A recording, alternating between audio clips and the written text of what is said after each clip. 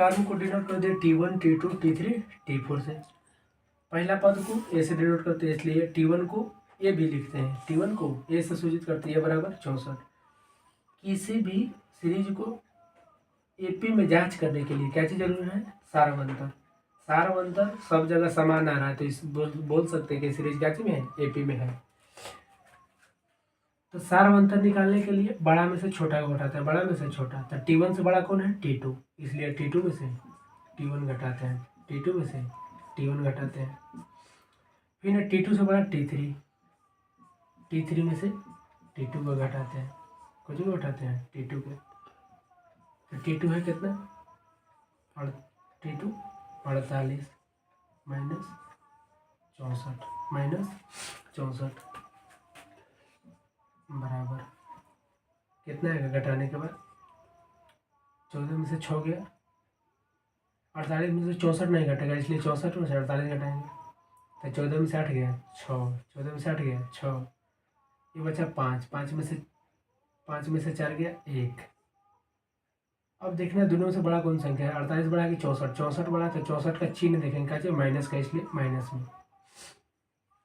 अब T3 में से T2 को हटाएंगे, T3 है कितना? 36, T3 36 माइनस T2 है कितना? 48, T2 है कितना? 48,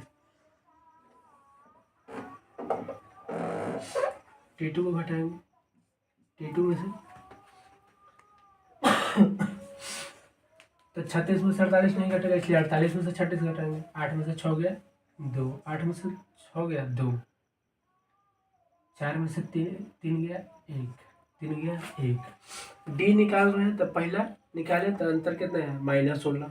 दूसरा निकाले तो -12। डी निकाले पहला जगह -16, दूसरा जगह -12, इसलिए बोल सकते हैं कि डी समान नहीं है, डी बराबर नहीं आ रहा है, इसलिए बोल सकते हैं अतः ये सीरीज, ये श्रेणी एपी, ये श्रेणी एपी में, ये श्रेणी एपी में नहीं है, ये श्रेणी एपी में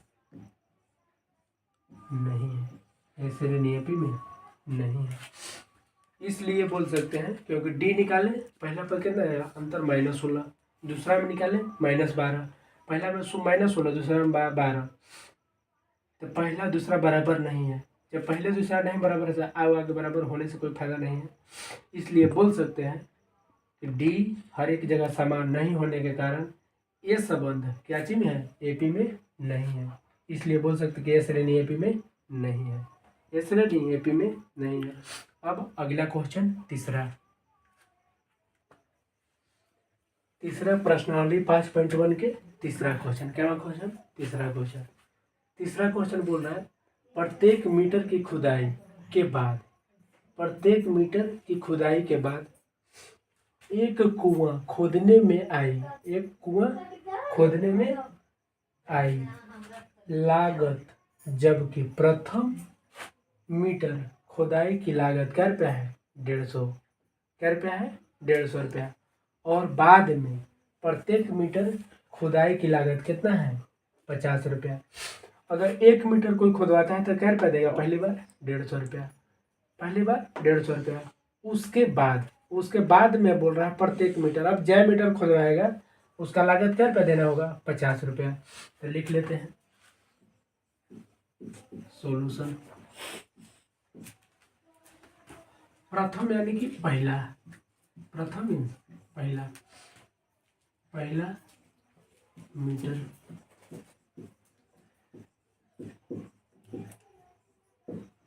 खुदाई की लागत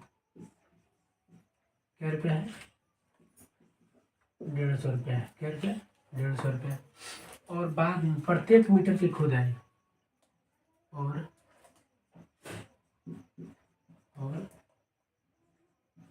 बाद में प्रत्येक मीटर, इसका कहने का मतलब है 1 मीटर खोदवाने के बाद अब जय मीटर खोदवाएगा एक्स्ट्रा, उसका चार्ज क्या रुपया है? 50 रुपया, और बाद में प्रत्येक मीटर की लागत है 50 रुपया। क्या रुपया? 50 रुपया। तब चालू करते हैं। पहला, कोई 1 मीटर खुदवाना चाहता है। क्या मीटर? 1 मीटर। 1 मीटर खुदाई की लागत क्या रुपया है? 150 रुपया। क्या रुपया? 150 रुपया। और उसके बाद मान के चलो कोई व्यक्ति 2 मीटर खुदवाया। क्या मीटर? 2 मीटर खुदवाया। 2 मीटर खुदवाया। 1 मीटर की लागत प्लस 1 मीटर अतिरिक्त, 1 मीटर अतिरिक्त यानी ज़्यादा।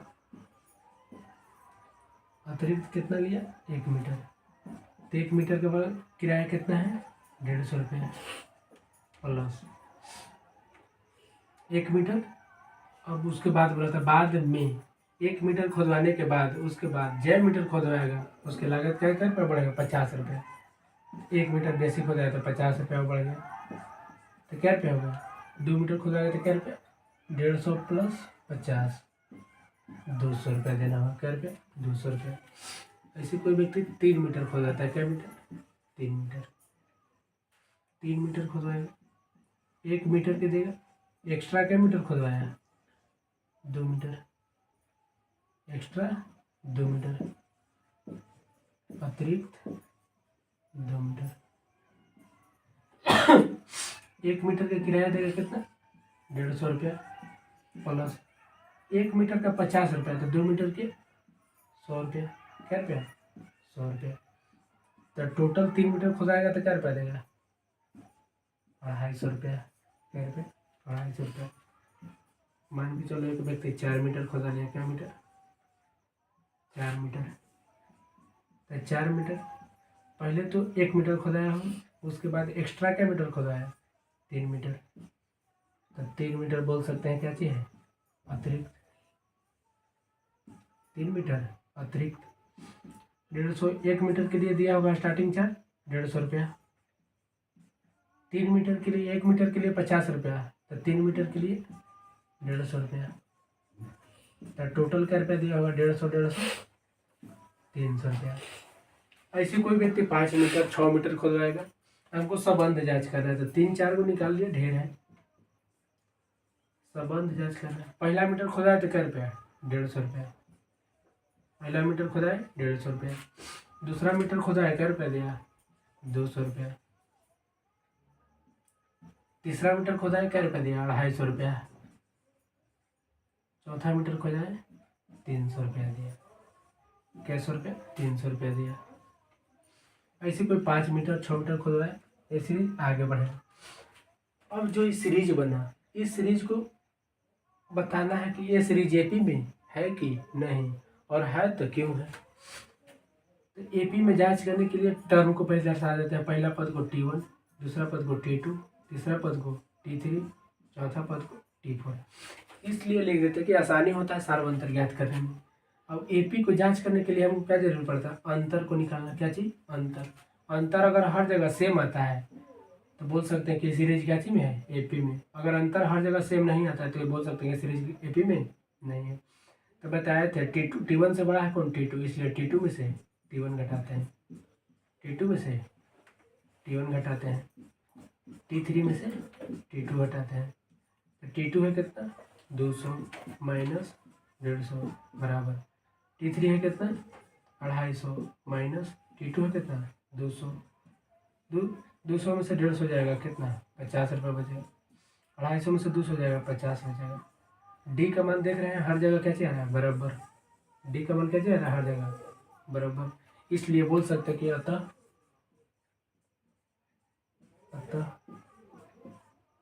ये श्रेणी या ये संबंध है, ये श्रेणी ठीक रहेगा।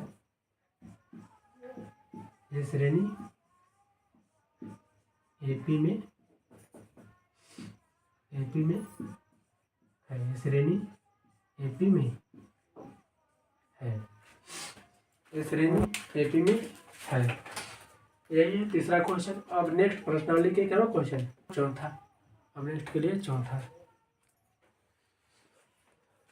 प्रश्नावली 5.1 के चौथा क्वेश्चन।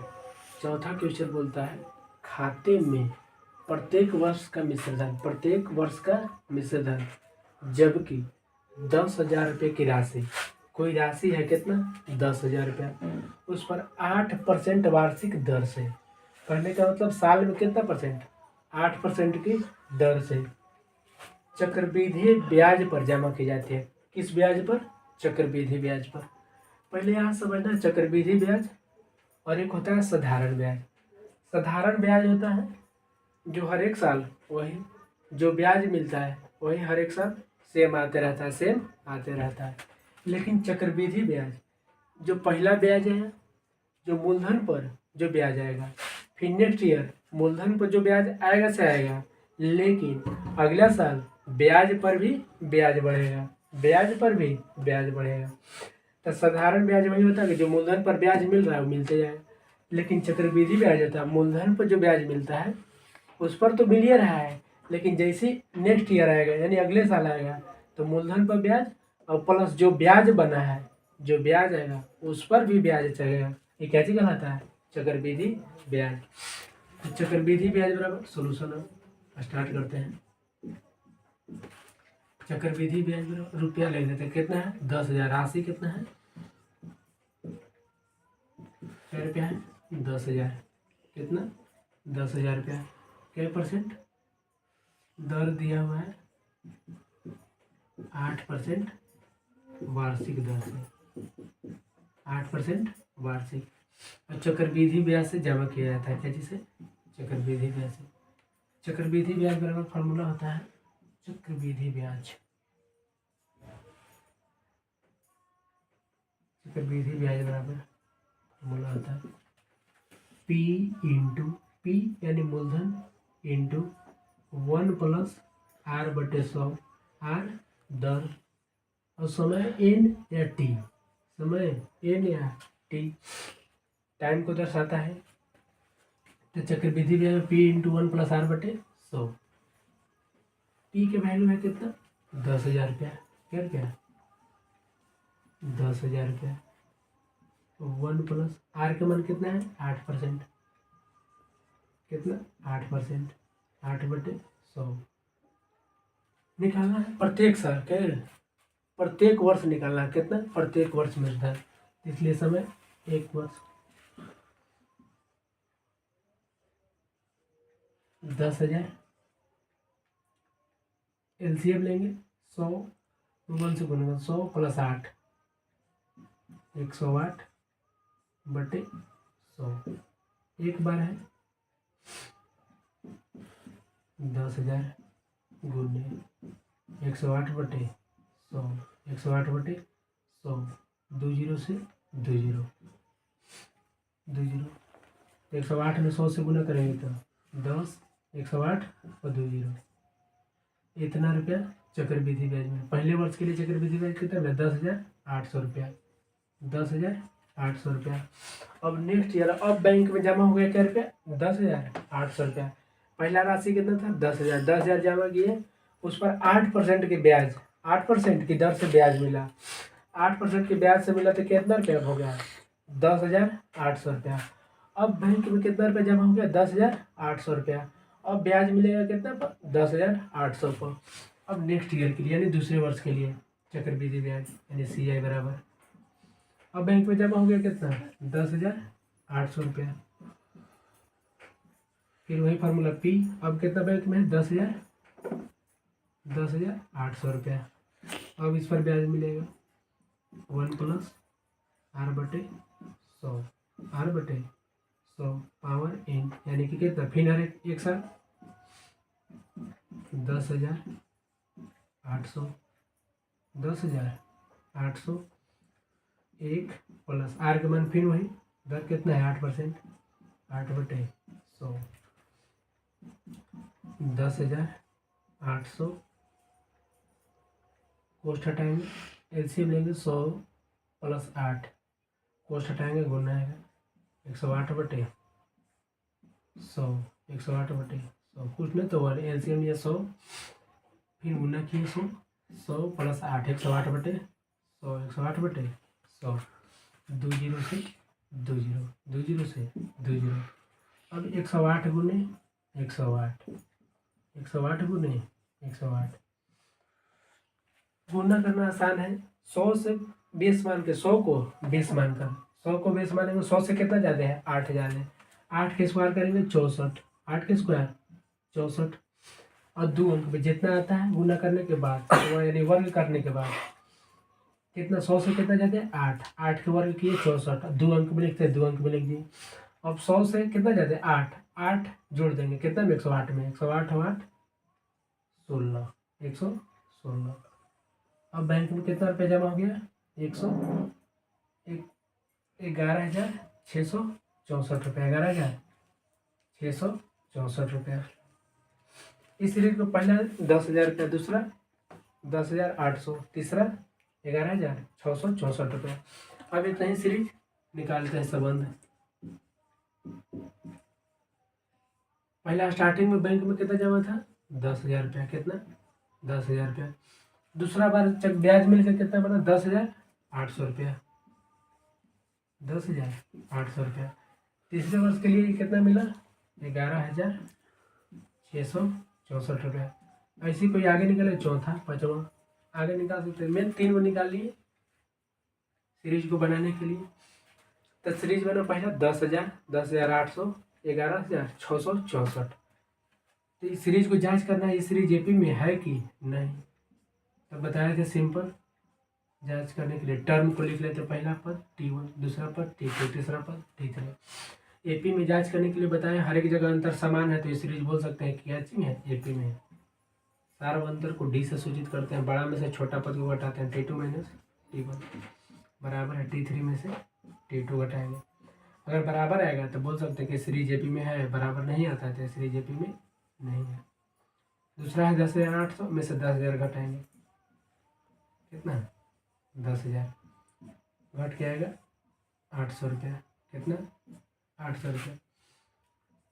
तीसरा है कितना T3, 11,664 माइनस 10,800 घटाएंगे, कितना आएगा 4, 6 में से 6 में से 0 जाएगा 6। अब यहाँ 6, यहाँ है 8, तो यहाँ से ले पड़ेगा 16, 16 में से 8 गया 8, 16 में से 8 जाएगा 8, ये बचा 10, यानी कि 10 यानी 0, 0 में से 0 0, 1 0, कितना है डी यहाँ 800, डी यहाँ 864। डी का वैल्यू देख रहे हैं, पहला में आ रहा है 800, दूसरा में 864। तो डी बराबर नहीं है, डी बराबर नहीं है, डी हर जगह बराबर नहीं है। अतः बोल सकते हैं ये बनाया हुआ सीरीज या बना हुआ सीरीज श्रेणी एपी में नहीं है, एपी में